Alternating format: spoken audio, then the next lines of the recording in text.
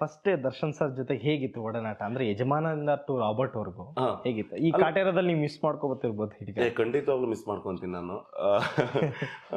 ಮಾಡಿದ್ರೆ ಚೆನ್ನಾಗಿರುತ್ತೆ ಸರ್. ಅವ್ರ ಜೊತೆ ಎಲ್ಲ ವರ್ಕ್ ಮಾಡೋದೇ ನಮ್ಗೊಂಥರ ಖುಷಿ, ಹೆಮ್ಮೆ ಅನ್ಸುತ್ತೆ. ಕರೆಕ್ಟ್. ಲೆಜೆಂಡು, ಒಳ್ಳೆ ವ್ಯಕ್ತಿತ್ವ, ಒಳ್ಳೆ ಮನುಷ್ಯ, ತುಂಬಾ ಪ್ರೀತಿ ಕೊಡ್ತಾರೆ, ಆರ್ಟಿಸ್ಟ್ಗಳಿಗೆ ಬೆಲೆ ಕೊಡ್ತಾರೆ ಸರ್. ಅವರಿಗೆಲ್ಲ ಏನಂದ್ರೆ ಹೆಂಗ್ ಬೇಕಾದ್ರೂ ಇರ್ಬೋದು, ಸಿನಿಮಾ ಅಂತ ಸೆಟ್ಟಿಗೆ ಬಂದಾಗ ಅವ್ರಿಗೆ ಎಲ್ರಿಗೂ ಒಂದೇ ಟ್ರೀಟ್ ಮಾಡೋ ರೀತಿನೇ ಹಾಗೆ. ನಾನ್ ಕಣ್ಣಾರೆ ನೋಡಿದೀನಿ ಅವ್ರನ್ನ. ಈಗ ಎಷ್ಟೋ ಕಡೆ ಕೆಲವ್ರು ಎಷ್ಟೋ ನೆಗೆಟಿವ್ ಹೇಳ್ಬೋದು, ಬಟ್ ನಾನು ಹಂಗ್ ಮಾತಾಡೋದೇ ಇಲ್ಲ ಸರ್. ಅವ್ರ ವ್ಯಕ್ತಿತ್ವ ಅವ್ರು ಮಾತಾಡೋದ್ರಲ್ಲಿ ಗೊತ್ತಾಗ್ಬಿಡುತ್ತೆ ನಮ್ಗೆ. ಫಸ್ಟ್ ಡೇ ಶೂಟ್ ಹೋದಾಗ ನಂಗೆ ಅಂದ್ರೆ ಅವಾಗ ಮಾತಾಡ್ಸಿಲ್ಲ. ಸೆಕೆಂಡ್ ಡೇ ಇಂದ ನಾನು ಕನ್ನಡದವನಂತ ಗೊತ್ತಾದ್ಮೇಲೆ ಅವ್ರು ನಂಗೆ ಎಷ್ಟು ಚೆನ್ನಾಗಿ ಮಾತಾಡ್ಸಿದ್ರೆ ಇವಾಗ್ಲೂ ನೆನಪಿದೆ ನಂಗೆ.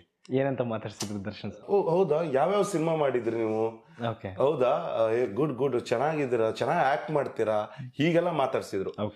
ಮತ್ತೆ ಎಲ್ಲಕ್ಕಿಂತ ಹೆಚ್ಚಾಗಿ ಫೈಟ್ ಮಾಡ್ತಿರ್ಬೇಕು. ಈಸ್ ಮೋಸ್ಟ್ ಎಕ್ಸ್ಪೀರಿಯನ್ಸ್ ಪರ್ಸನ್ ಅಲ್ವಾ, ತುಂಬಾ ಚೆನ್ನಾಗಿ ಗೊತ್ತಿದೆ ಹೆಂಗ್ ಮಾಡ್ಬೇಕಂತ ನಮ್ಗೆ. ಅಂದ್ರೆ ಹೇಳೋರು ಸರ್ ಹಿಂಗ್ ಮಾಡಿದ್ರೆ ಏಟ್ ಆಗತ್ತೆ, ಹಿಂಗ್ ಓಕೆ ಅಲ್ವಾ, ನೀವು ಕಂಫರ್ಟೇಬಲ್ ಅಂತ ನಮ್ಮ ಹತ್ರ ದರ್ಶನ್ ಸರ್ ಕೇಳೋರು. ಹುಡುಗರನ್ನೆಲ್ಲ ಕರ್ಸಿ ಪ್ಯಾಡ್ ಎಲ್ಲ ಹಾಕಿದ್ರಲ್ವಾ, ನೀಟಾಗಿ ಹಾಕಿದ್ರಲ್ವಾ ಅಂತ ಮತ್ತೆ ಮತ್ತೆ ವಿಚಾರಿಸೋರು. ಅವ್ರು ಅದನ್ನ ಮಾಡ್ಬೇಕಂತಿಲ್ಲ. ಸೇಮ್ ಇದನ್ನ ರಾಬರ್ಟ್ ಅಲ್ಲಿ ಮಾಡಿದ್ರು.